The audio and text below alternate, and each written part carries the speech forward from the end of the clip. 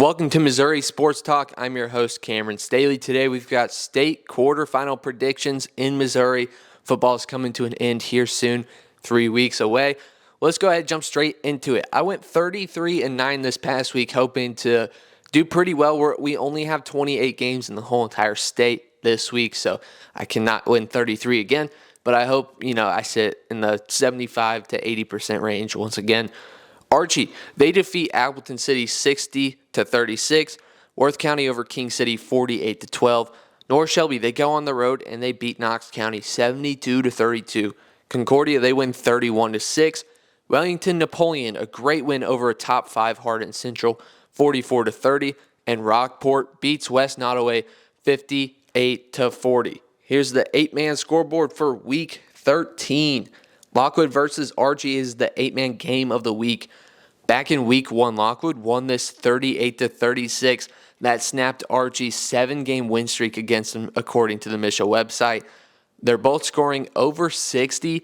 I'm going to take Archie getting their get back, a little revenge game here to make it back to the Final Four. North Shelby hosting Worth County. Last season, North Shelby, they were the runner-ups in 8-man. They beat Worth County in the playoffs by 10 points. I think it gets flipped here. I'll take the Tigers. They're only allowing 14.1 a game. I believe they make it to the Final Four. Concordia versus Wellington Napoleon. This is two teams that I did not have in the quarterfinals. Congratulations to them, busting my bracket there in the top right. Wellington Napoleon, they just had a great win over Hardin Central, who I had at number 5. In week 9, these two teams actually played. It was 28-22 in favor of the Tigers. They're scoring 57.5 a game. I think Wellington Napoleon wins it a second time. St. Joseph Christian versus Rockport. I don't expect a close game in this one. Rockport, they're scoring 62.5 a game on average. And St. Joseph Christian, they're allowing 45.6. I think the Blue Jays run away with this one. Class 1 from this past week. Van Far over Grandview 22-18. Salisbury shuts out Harrisburg 50-0. Thayer takes down my Class 1 state championship pick. I've got 6 of my 7 remaining. 42-21 is the final there. Tipton defeats Russellville 53-18. Adrian wins on the road 41-20. West Platte, another big rivalry game there. 40-30 is the final over North Platte. Here's the Class 1 scoreboard. Salisbury versus Putnam County. I'll go with Putnam here. Both of these teams are allowing under 10 a game. Defenses are looking great in this matchup. The thing about it, Putnam's more tested. They've got three wins over teams that have a winning record. Salisbury, 0 wins over teams with winning records. That means that their 11 games that they played, none of those teams have a winning record here ending off the season. So that's just kind of interesting to me. I don't know how playoff ready these guys are. It's going to help the Panthers that it's a home game. It's actually tonight if you're listening to this on Friday, but I will go with Putnam here. Tipton, they're on the road at Thayer. This is the Class 1 game of the week. I'm going with the Cardinals here. I think defense prevails. They're only allowing 9.5 a game. The senior leadership on this team is amazing. I love this group of guys. I think they get it done. Adrian versus West Platte. I'll take Adrian in this one. They're on a 7-game win streak after starting 1-3 this season. They're only allowing 15.4 a game. I think the defense wins it for them. Class 2 from this past week. St. Pius X of Festus. They get the upset. 28-14 over Caruthersville.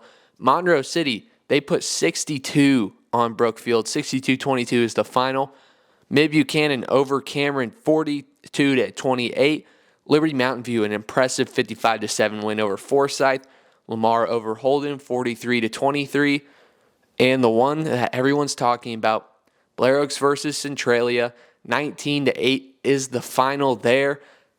I feel like Blair Oaks, hey, maybe they would have gotten bounced if they don't have the best defense in Class 2. But Centralia, they held that ball for 2/3 of that game. A lot of people are dogging on Blair Oaks for that low score. And, I can't say too much because it's my alma mater and everybody's going to say that I'm hyping them up and whatnot. But I think people are kind of looking at that game wrong. I just don't think they're given the opportunity to score high. So I think they have a good bounce back game this week in the state quarterfinals that we'll talk about here in a second. Here's the Class 2 scoreboard. St. Pius X of Festus hosting Montgomery County. I'll take Moco in this one. They've got 8 straight wins. I'm not sleeping on the Lancers, though. This is a sleeper team. You know, it's one of those teams where, like, I didn't have them in the top 25, and I got a little pushback from them about that. But, I mean, they played a really tough schedule, and the wins that they had during the regular season just weren't, like, impressive. But they get into districts, and they get 2 big wins. They win their district championship. I was in see it to believe it mode, and I've seen it. Now I believe it. This is a good football team. I just think Montgomery County, they're hot right now too. I'm really interested with this matchup. I will go with the Wildcats. Monroe City versus Mid-Buchanan is the Class 2 game of the week. This is where I will be. I'm doing coverage for the road team here, Mid-Buchanan. I think the Dragons win it. They had 2 gritty wins in district play to get through to this game. They're scoring 49.2 a game. I think they shock some people. Liberty Mountain View versus Lamar. I will take Lamar on the road. It does not matter how the regular season goes with these guys. They're always going to perform in the playoffs. What's the last time they lost a district championship? It's not even listed in Misho the last time they lost a district championship because the records go back to 2010 on the website. So if that tells you anything, it's at least 15 straight years that they made it out of district play. This is an incredible football team. I think they make it to the Final Four. Blair Oaks hosting Summit Christian. This is a really big example of why we need seeded playoffs, because why is Summit Christian still playing football? I mean, I'm not trying to be disrespectful, but these guys are 5-6. This game is probably going to be a 60-point matchup here.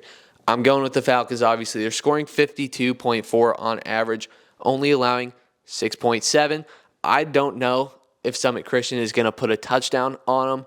I think if they do, it's like late fourth quarter if the JV gets to make an appearance. So it's going to be a wasteful game, and Blair Oaks is probably already kind of preparing for the Final Four. Maybe not, because that Centralia game probably gave them a little bit of a scare, but I just don't think that this one's going to be a matchup.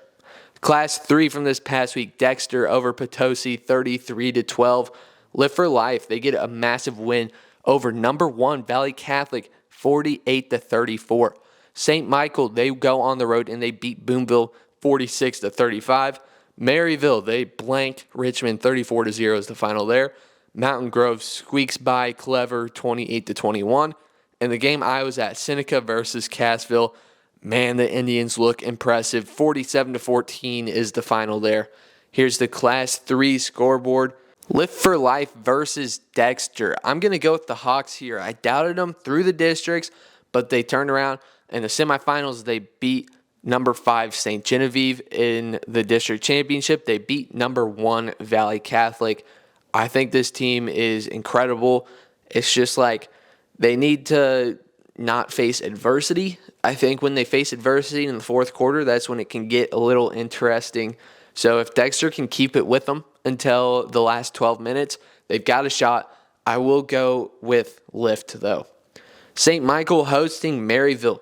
Give me Maryville here. St. Michael is really proving themselves with a win over Knob Noster and a win over Boonville there in the districts, but Maryville, they have not lost on the road this year, which is interesting to me. Both their losses were at home.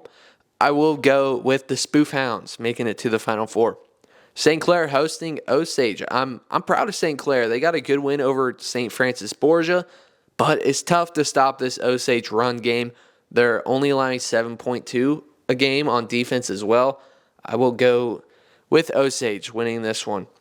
Mountain Grove versus Seneca is the Class 3 game of the week. I'm taking Seneca here. I think this team is back. They were dealing with some health stuff there at the end of the regular season, even losing to Lamar by 1 point. Now, that was a controversial call. He was down at the 2-yard line, I will say that, but I won't go any further on that one.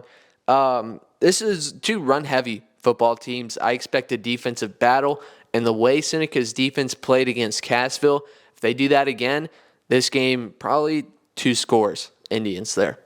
Class 4 from this past week, St. Mary's over Lutheran North 35-12. Parkway North, they get past Orchard Farm in a close matchup, 17-14. Warrensburg squeaks by Nevada, 28-25. Kearney, they shut out number 2 Savannah, 24-0. Hannibal, they win a defensive battle, 27-13 over Odessa. And West Plains makes it look good, 36-6 over Carl Junction. Here's the Class 4 scoreboard. We have 2 Friday night games here tonight if you're watching in time. St. Mary's versus Parkway North at 6:30 tonight. I'm going to take North on the road. They're only allowing 14.9 a game. The defense really needs to perform if the Vikings want to win. Hannibal versus West Plains is the Class 4 game of the week. I'll take Hannibal here. Both teams scoring around 40 points. The difference, Hannibal's defense only allowing 10.8 a game. They looked impressive against Odessa. I think they carry that with a home win over West Plains. Sullivan versus Festus. I'm excited for Sullivan. You know, they had a good record, but they didn't play insane football teams this year. They went to Vianney, who had a bad record, but they are playing Class 6 schools this whole entire regular season, and they actually got that one done close. I really expected Vianney to win that game, but Sullivan, congratulations to them making it to the quarterfinals, but this is a tough matchup at home. Festus is actually 5-1 against Sullivan since 2016. Most of these teams that we're talking about this week just don't really play each other, but this is one of them where we do actually have a bit of a matchup history. Festus is scoring 37.5 a game. I think the Tigers go on the road and take care of business. Warrensburg hosting Kearney. I got to take Kearney. They just got an insane win over number 2 Savannah. We've got Kearney at number 1. I've got them as my state champs. Back in 2024, these two teams played in the playoffs. Kearney won that game 49-14. They're scoring 41.5 a game on average, only allowing 9.9. I'll take the Bulldogs. Class 5 from this past week, Farmington over Cape Central 21-0. Kirkwood defeats Eureka 21-10. Platte County, they sneak past Rockhurst on a game winner. Rockhurst really was dominating in the second half. Platte County puts it together and they win it 29-22. Cardinal Ritter, an impressive 36-3 win over Ladue. For Zumwalt North, I want to say this was overtime. Parkway West went for 2, a 2-point conversion, and Zumwalt North actually stops them. 21-20 is the final. Carthage, they defeat Republic 31-14. That's an impressive win for them. Here's the Class 5 scoreboard. We got a Friday night matchup, Grain Valley hosting Platte County. This game happened back in week 2, and Platte won 54-23. I think the score is a little more separated in this one. Platte County is scoring 52.7 a game on average. I think they win by a pretty good amount in this game. Farmington hosting Kirkwood. I'll take the Pioneers on the road here. The defense needs to win it for them. They're only allowing 10.5 a game, but Farmington is scoring 41.2. If the Kirkwood defense steps up, they win it here. Cardinal Ritter versus Fort Zumwalt North is the Class 5 game of the week. I'm taking Ritter. They're playoff ready with a gauntlet regular season playing teams like CBC, Jackson. They played Washington from Ohio, who I believe is 8-2 regular season, and they're one of the higher classes in Washington. In Ohio, I meant to say. So this Ritter team is someone who's really proved themselves. A 33-point win over Ladue this past week was incredible. I think they take care of business here. Capital City hosting Carthage. I'm excited for this one. Capital City's first ever district championship, which means their first ever state quarterfinal. So they have a big opportunity of hosting this one. I think the crowd is packed for this game. But Carthage, they just beat a run-heavy Republic. I think they go to a run-heavy Capital City, and they do the same thing. They take care of business here, only allowing 17.6 a game. I'll take Carthage. Class 6 from this past week, Jackson. Wow, 70-7 over Northwest Cedar Hill. CBC versus Lafayette. That looks like a basketball score, doesn't it? 77-62. Defense was optional in that one. Lee Summit, a massive 42-21 win on the road. They're on a 7-game win streak after starting the season 0-4. Liberty 45-31 over Liberty North in the rivalry game. Fort Zumwalt West, they win this one in overtime, 34-31 over Troy. And Helias and Blue Springs, lots of controversy I've heard about the refs on social media, whatever. Helias, they win a close one, multiple turnovers in the red zone for Blue Springs, loses this one for them. 26-21 is the final. Class 6, we got two Friday night football games. Lee Summit versus Liberty is where we'll start off. I will take Liberty in this one. They won in week 1, 21-13, so I expect another close matchup. As I just mentioned, Lee Summit on a 7-game win streak, but Liberty scoring 40.2 a game. I think the offense needs to click tonight, and if the Blue Jays can score 40 or more, they win it. Nixa hosting Helias. I think the offense leads the way for Nixa tonight. The run D needs to perform.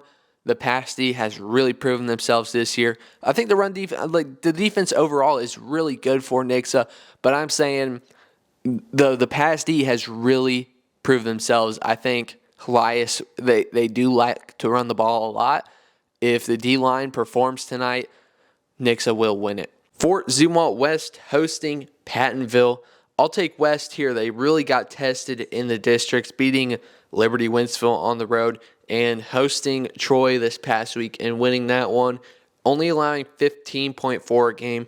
I think the defense has their way against Pattonville.